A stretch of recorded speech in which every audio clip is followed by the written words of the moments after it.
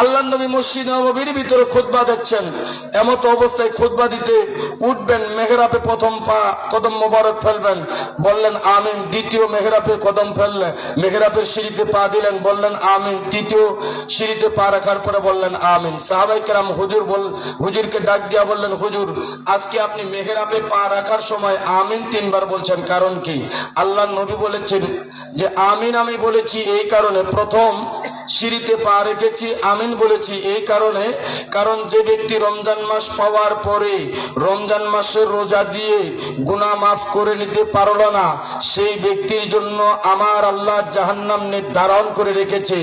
এই জন্য এই আইনটা আল্লাহ পাক তিনার জিবরাইলের সঙ্গে এই আইন পাশ করতেছে, এই আইন করতেছে।